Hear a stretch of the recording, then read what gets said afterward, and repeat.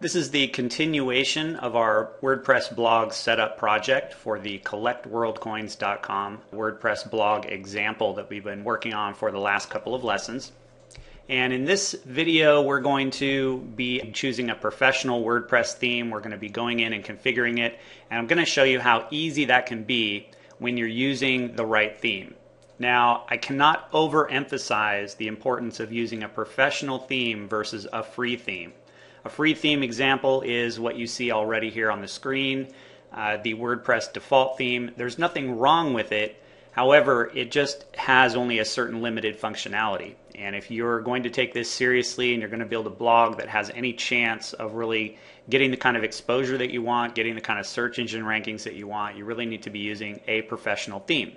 Over the past 5 or 6 years or so, I've used many different types of development software to develop websites. And once WordPress came out, or once I became aware of it in 2006, I began using WordPress and using different themes. And I started with free themes, and from there I realized very quickly that I couldn't get where I wanted to go using the free themes, so I started purchasing themes. Now, I've probably purchased, I don't know, well over 100 themes in the number of years that I've been using WordPress, and until I found the thesis theme, I never was able to really find a theme that I could use across multiple sites that had the kind of speed and lightweight functionality that allowed me to really create something unique each time I used the very same theme. And that's what Thesis provides. So, I'm a huge fan of the Thesis theme framework. You'll probably hear that from me over and over again, and you will find over time on my blog I will be posting a lot of additional coding examples and ways of enhancing your Thesis theme if you're using Thesis. My personal blog was developed using Thesis. Logicblogger.com was developed using Thesis. I'm actually using Thesis on almost 100 different WordPress blogs currently, none of which look the same. So you really have a huge amount of flexibility. So enough about Thesis for now.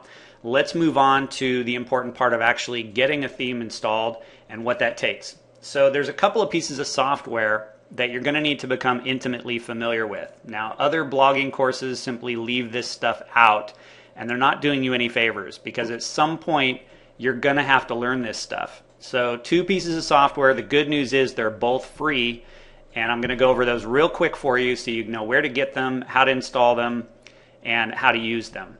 So the first one is going to be a software piece called FileZilla.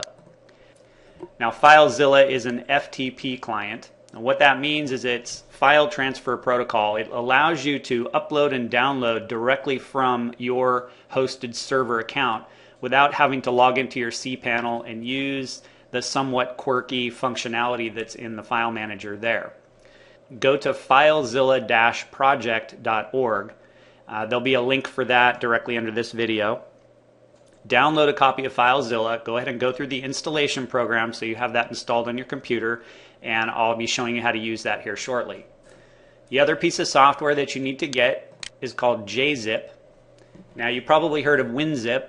That's a great software solution for packaging files. You can take groups of files, compress them into a single file known as a zip file or a compressed archive, and then this piece of software allows you to zip those up and as well as unzip them.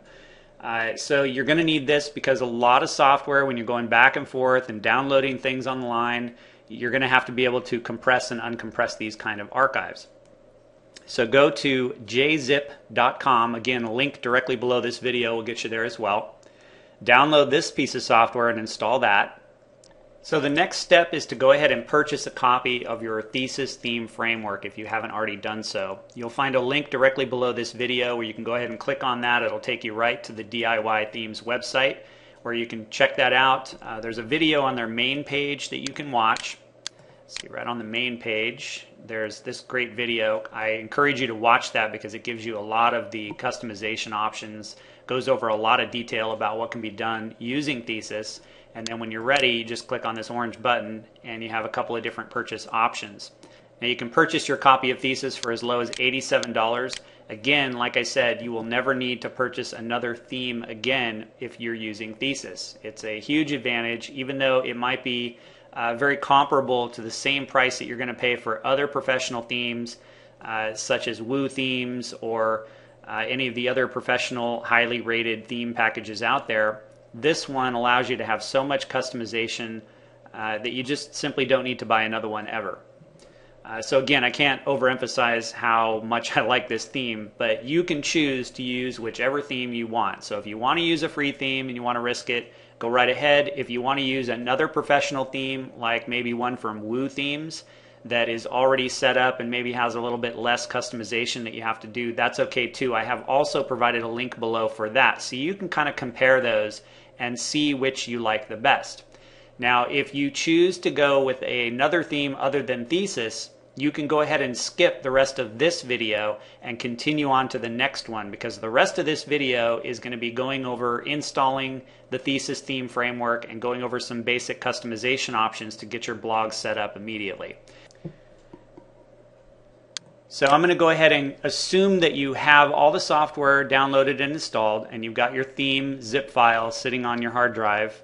You want to leave it zipped up for now, because I'm going to walk you through the process of unzipping it and uploading it, and we're going to do that now. So step one is going to be to browse to the location where you've downloaded your copy of Thesis. Now for me, I've got it here in my downloads folder. And once you find that, it's going to be a zip file, and once you've installed JZip, it's going to show up as this little compressed icon next to it. So if you do a right mouse click on that file and then select the JZip menu item and go over to extract here and click that, that's going to go ahead and extract that into a folder called Thesis 182, or whatever the current version is at the time you're downloading this. And if you open that up, you'll see that that actually contains all of the Thesis files. So now we have that sitting there. That's perfect. So now we're going to go and open our FileZilla application. And once you launch it, you'll see this screen right here. Now we're going to actually connect with our hosting account with HostGator so that we can upload that new theme file directly to our hosted server. So you'll type in the full qualified domain name. Ours is collectworldcoins.com, and then you'll type in the username and the password that you're using, and then you'll click this quick connect button. And what that does is very quickly connect up to the server, and you'll see over here on this right hand pane, you'll want to scroll down a little bit until you see a folder that says public HTML. If you double click on that, that will open that up. And then if you double click again on the location that says WP content, that'll open that folder. And then inside there you will see a folder that says themes. Go ahead and double click on that, and that opens it up to display whatever themes you may currently have installed. Now if you've got a fresh install of WordPress, you probably only have the 2010 one sitting in there. I happen to have another one that I had previously installed as well. So now the next thing we're going to do is browse to the location where you unzipped your Thesis installation. So I've got it in my downloads folder. And once you select that up here, it'll open that folder up, and here's the folder where that file is sitting. You can open it just to make sure that's the correct one. What you're going to do is grab this entire Thesis 182 or whatever version you currently have and drag it over into this location. And you'll see once you do that, now I'm holding down my left mouse button and dragging that over, and you see the little plus sign there. And then when you release it, that's going to move that entire folder into the themes folder on your server. Now this might seem complicated the first time you look at it, but you'll realize after maybe watching this a couple of times, this is a very simple process. So we're going to let that continue to go there until it's completed. And you can see down here in the window, queued files is now 0, so that is completed. So the next step we're going to do is change a couple of file permissions. So we're going to open the Thesis 182 folder, find the folder that's named custom-sample. And we're just going to click on it twice and it should open up. If it doesn't open up in edit mode, you can just do a right mouse click and go down to rename. We're going to rename that to just custom. And then we're going to click on it and open it up.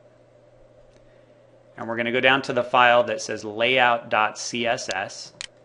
And we're going to click on it and then do a right mouse click and scroll down to where it says File Permissions. And then we're going to change the file permissions on that file to 666 and click OK.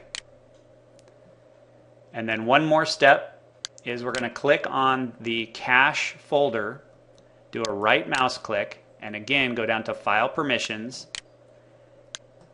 and change that to 775 and click OK. Alright, so that's it. That is all we needed to do to properly install the theme onto our server. So I'm going to go ahead and minimize that. And then we're going to go back to our blog. Now the next thing you want to do is log into the dashboard of your WordPress blog. So there's two ways to do that. You can go down here and scroll down on the right hand side and click on the site admin or the login link that will show up here. Or an easier way that you're probably going to want to get used to using is just go up and type in the full domain name of your blog and then /wp-admin. And that will always take you to the login screen. Now I'm already logged in, so it didn't display the login. If you weren't logged in, you'd have to log in first, and that will bring you to the dashboard.